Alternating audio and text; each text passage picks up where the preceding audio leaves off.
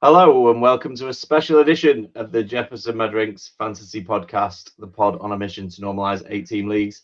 This is a very special post-rookie draft update for the JMD and JTT Dynasty leagues. For those of you who don't know, I'm Pete McManus, and I'm joined today. Well, I'm joined always by Ian Harrison. In body and spirit, yeah. Yes, there's three of us on this pod. So for those of you who don't know, there's three of us on this podcast.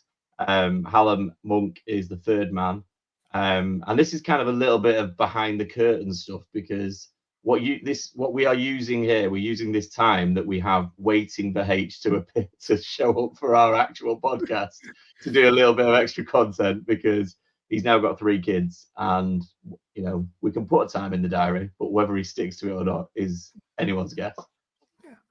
Bedtimes are purely arbitrary in the Monk household. They're just a number. It doesn't. It's not actual. What is a bedtime? What is it? Yeah. What's it needed? What's it needed for? Anyway, so what we thought we'd do. So this week we're recording Tuesday night. This week's been we started the rookie draft. So obviously we launched the league last year. Although we launched the 4 divisions last year, it was a good year last year. We all enjoyed it, and to be fair, enjoyed running it, so hopefully everyone enjoyed being a part of it. We've just done, or we should have just done, the rookie drafts. 2 of them are over. Your division's over. My division just started the 3rd round. We like to think about things in my division. We like to negotiate and talk trades, which has been good fun. What a waste of time. So what we thought we'd do today, just quickly, is we've got a couple of announcements, and then I thought I'd take you through some of the trades, Ian, see what you think. When I started reviewing it, there's a lot in our division and not so much in others, so I won't go through, and a lot of them involve me, so I won't bore everybody with all the trades that I've done to this point. Before we get started, though, 2 big announcements. Number one, we are launching a 5th and 6th division, so we're growing this. Obviously, the point of this Dynasty League is to try and raise as much money for charity, make it as big a competition as possible.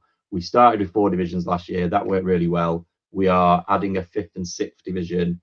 We've got 7 people itching and raring to go in Division 5. So we could do with an 8th person ASAP. So if anybody knows anyone who wants to get involved, let me know. All the links and everything are in the, you can at me on Sleeper or Twitter or any of that sort of stuff. But all the links are in the various divisions. And then obviously anybody else who want to get involved, just let them know. We've got a whole division to fill, not in any rush, but we want to fill that across the summer. And the second big announcement is we've managed to secure 250 quid's worth of Uber Eats vouchers that will be allocated to various prizes across the season. So for those who don't know, and for those who have forgotten, we ran a couple of different cup competitions last year, so we will do that with sort of £50 prizes. We'll fully work out the details before the start of the season, ideally in the next couple of weeks, and then I'll put all of that on the group as well. But some big prizes to be won, as well as the cash winnings for each individual division. So lots to be won in 2025. And I think it would be a shame to not go on and mention, if you're not already in the JTT Cup best ball, those divisions have started being allocated. So if you're not in that, which is obviously a separate competition that we got involved in, and with Matt have sort of launched this off the back of it. If you're not already in the best ball for the JTT, you should get hold of the guys at JTT Cup and get involved in that before it kicks off in July. Plenty of time to enter. Ian, anything to add? No, just on the cups. If you're new to this league and you end up playing against H in the final of the cup, and you think that H, being a co-host of the podcast, might just give up the prize, out of decency, no chance. He is all about the money. Yeah, him winning our first competition last year wasn't ideal, was it? It's like we're here to give things away. We're just going to keep them for ourselves. Yeah. You're not going to take the prize, are you, H? Yeah. Yes, of course he was. Of course he was. How did you find your rookie draft? It went so quickly. There was a brief stall today in the 5th round. I'm assuming someone was at work, but it absolutely flew by. We were done for 2:00 today, So that puts us at around what, the 36-ish hour mark. Yeah, we've had a bit of a delay today, which again, people are at work, and it's the middle of May, so no one's in any rush. We've only just started the third round. If it takes all week, it takes all week. It's not a problem. It did make me wonder whether I should have started this on Friday as opposed to starting it on Monday, though. Just give people who've got a bit more time generally over the weekend. But I thought I've got a bit more time on Monday when I'm at work, so I'll start again instead. And I'm the commish, so I'll do what I want. So there we go. Right, let's quickly look through some of the trades then. In the Brady, we'll start with Brady. We'll go in alphabetical order because that makes my life easier. In the Brady division, they literally had no trades. Once it kicked off, that was it. They've just gone at it. I think they're done. Let me just double check the numbers. Yeah, they're done. First division to finish. All sorted. Fair play to the guys in the Brady division. There was a trade about a week before the season, before the rookie draft kicked off, and it was at Jamie G10 gave up the 105, the 108, and the 308 to move up to 102. Oof. What did he use the 102 on? He used the 102 for Amarian Hampton. So I was like, that's a lot. The 105 and the 108 plus the 308 feels like a lot, but it could pay off. Yeah. It's a big boy trade, that. It is, yeah, that is a big boy trade. And you know what? If you love Amarian Hampton and he's your guy, and it pays off, go out and get the guys that you really want to go and get. I've no issue with that. It's just, would Amarian Hampton have dropped to 5? Perhaps not. He could have just moved up 1 and paid less. He hasn't. Amarian Hampton has gone 102 in 3 divisions, and then in yours he went at 104, so he hasn't dropped past 104. So if he wanted that guy, he had to move up. So yeah, so I knew he went at 4 at ours. Yeah, so he wouldn't have got him at 4 anyway, would he? In his, probably not. No. But yeah, that was the only division. If there's someone out there that you like, do the trade, go and get him, leave the draft happy.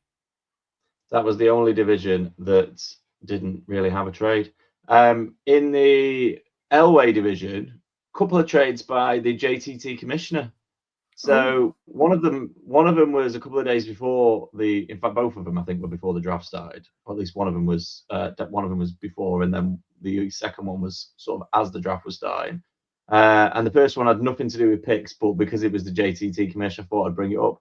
He traded away your boy Chase Brown, and in return he got Najee Harris and Rashee Rice. I don't like that.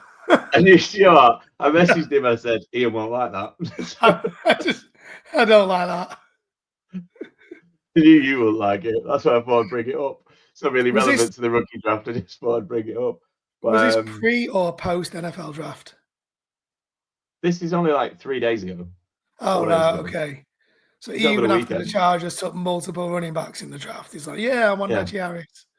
I think he got. I think he's gone. He's gone in. Right, he's got the. There was a big draw for the JTT. I think he's obviously got that out of the way on Sunday, and then gone, right. What can I do? It's rookie draft time, so I'll focus. So then he moved down. Same guy. Our boy Matt moved down from 103 to 105. Did a trade with DS Liddy 92. So he got the 105 and Juwan Jennings to move down from 103. How do you feel about that? I like that. I do like that. I think Juwan Jennings is set for a big year this year, especially with Debo moving on. And he showed last year that he can produce on volume, score some really big touchdowns, had some really massive games. I think to move down 2 spots? 2 spots. And get Juwan Jennings. Yeah, he's done well there. And then picked Trevion Henderson at 105. Okay. Fair enough. Yeah, I like that. Over to your division. So about a month ago, you traded down from 104 to 107 and got Debo Samuel for doing it. Yeah. Still happy with that now you've made your pick? Yeah, I'm happy with that, yeah. I used it on Quinton Judkins, so I'm happy with that. So that was pre-draft. Who would you have taken if you'd have stayed at 104? Just looking at yours. Yours went Genty, Cam Ward, which is wild, and then Travis Hunter. Well, they wouldn't have been on the board for me then, would they? No, so after that. Because I was really desperate for. I've been desperate for QBs in this draft. I wouldn't have reached for either Jackson Dart or Tyler Show or whatever you want to call him. I probably would have taken Hampton or Travion Henderson. Yeah. Because I love a running back. Yeah, it's very running back heavy. Very running back heavy at the top of the rookie draft. My favorite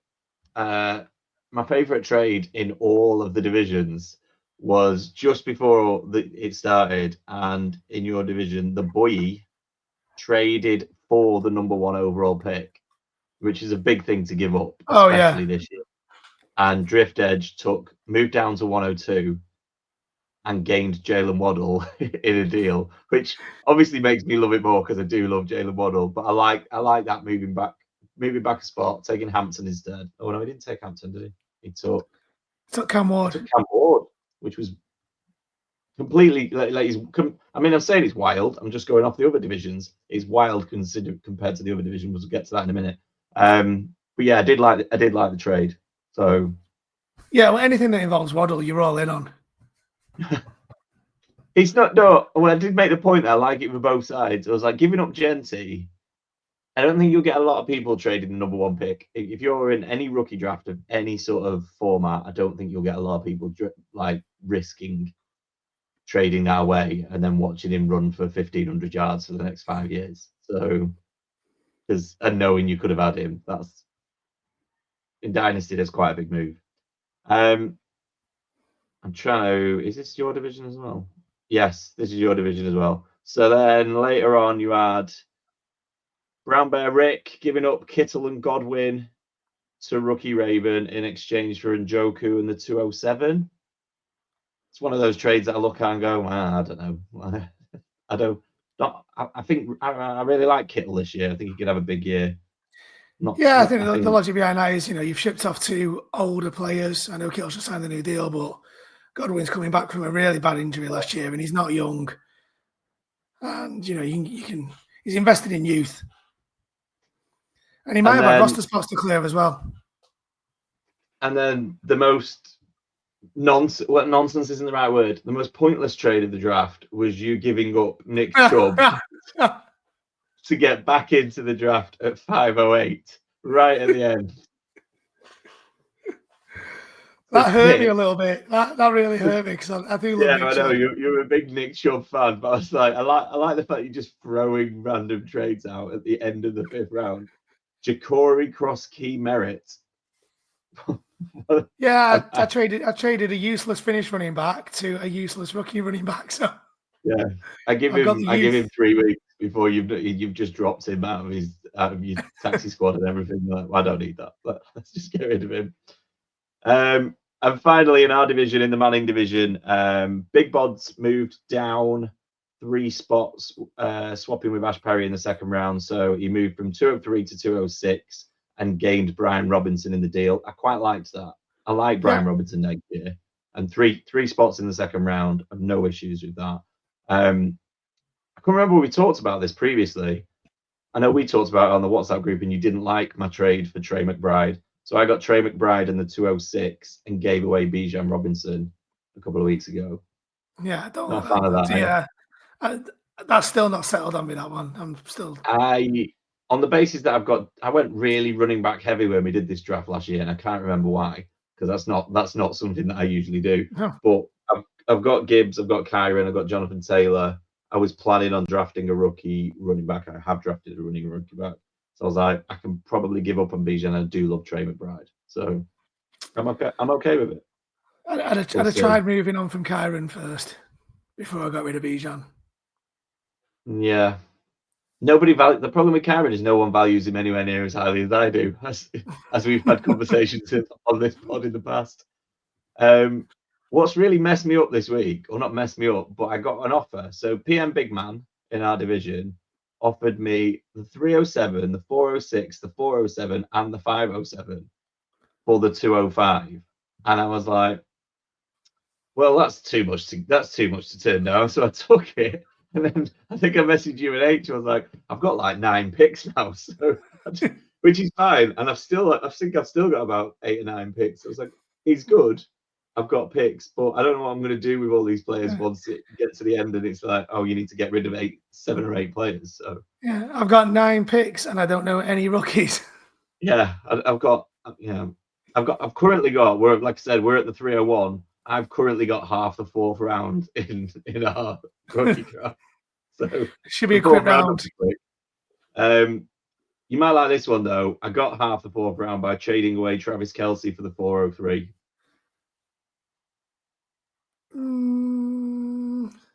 I was happy with that. I was like, I've got Trey McBride, I've got Evan Ingram. I'm moving on from Travis Kelce. It's probably a little bit. Are you planning on picking up a tight end? No, I've got Trey McBride. I don't need a tight end. And your taxi? No? Okay. Possibly. Well, I'm just going to see what falls to me. Best player available. You're not fancying Gunnar Helm? Yeah, I'll get him in the 5th or something. Yeah, of course. I don't know where he's going. And just last one from me. I won't go through it. We've got a couple more trades in our division, but I quite like this one. This was just a bit random because it had nothing to do with picks. Straight swap, Mungry Pablo and Matty Leo. Bo Nix for Garrett Wilson. How do you feel about that? Yeah, I quite like that. I mean, obviously, it depends on these. I'm guessing one needed a quarterback and one was short of receivers. One needs a wide receiver. Yeah, I like that. Yeah. So just to finish up, like I said, every division's got to the 3rd round. 2 of them are over. 2 of them are still trudging through the early parts of the 3rd round. What I've noticed from across the 4 divisions is the top of it's, as you would expect, pretty similar. Ashton Genty's the 101. There's no debate there. Amarian Hampton has gone 102 in 3 of those divisions. Travis Hunter has gone 103 3 times. And Travion Henderson is kind of locked in as the 104 or 105. And the only person who sort of mixes that up is McMillan. So McMillan's going from anywhere from 103 to 106. Well, that tends to be the top 5 or 6. And then you've got your boy Judkins after that. And then people are coming in with Loveland, Warren, and then we get into the other wide receivers. The players who stand out in terms of they've been picked where they, in a surprise position compared to the other divisions. Cam Ward was taken at 102, as we've already talked about in your division. The highest he went, other than that, was 106, and he went as low as 204 in the Brady division. Wow. So I was really hoping that he would drop to 7 for me in our draft, and when he went 2, I was like, oh my God, fair enough. Yeah, 102 is looking like a massive reach. In our division, Scuba Lee caused a bit of a furore. Is that the right word? I don't know. Scuba Lee caused a bit of an outrage, I'm going to call it, by picking Caleb Johnson at the 104, which is a whole round ahead of any other division. So Caleb Johnson, that's thrown us out a little bit. We threw everybody off a little bit for a minute. So that's 104. The highest he'd gone other than that was 204. He went 205 in Brady and 208 in your division. So yeah, it was a bit of a reach for Caleb Johnson. Partly because of that, but Amika Igbuka has dropped in ours. So he was going 108 or 201 in most divisions, and he's dropped all the way to 206 in ours, which was my pick, and then I traded out of it. So Grid Irony came in and took him. And then the other one was Tyler Shook, who I think you just mentioned, went 203 in your division. Yeah. And the only other division he's been picked in so far is the Brady division. He went 306. So he's going in the 3rd round or later in all 3 of those divisions. He went 203 in yours. Yes, and that is to a Saints fan. So that is a homer pick. And I'm not saying any of that. It made me a massive favour because it left me to take Jackson Dart at the 204. Yeah. And I'm not, we're not judging anyone, because let's face it, some of these could be massively right, some of them will be massively wrong. And if you've got your guy you want, especially if you're a Saints fan, if you've got your guy you want, I would have loved Tyler Warren. He just hasn't fallen to me. You go and get him, because it's no, just because he's been picked a bit lower elsewhere doesn't mean it's going to work out for you. Just thought we'd highlight where the differences are. Anything to add before we wrap up? Anything else we need to tell people? No, just get us shared, try and get the numbers up, see if we can get one more for League 5, and then we need to look at filling League 6. And if we can get more traction, we might even put a 7th league in. And that depends on you guys listening, sharing, liking, telling your friends. So if you can do that for us, all the money goes to charity anyway. So, and it's a great cause. So get it shared, please. I think that's it. The important thing is the more people we can get involved, the more money we can raise, gives us more opportunity to get prizes off various people and things, because they see the size of things and everything. It just makes it even bigger and better every year. So we're going into year 2. We've got a plan to make it better than it was last year. The 5th and 6th division are a big part of that. No major rush to fill them, but if we can fill them quickly, then it gives us an opportunity to maybe look at something else, and then we can have some big competitions running across the year. So should be good fun. But we are now going to go off and record another podcast. So if you listen to this and you've got a little bit more time, we are doing a review of the NFC.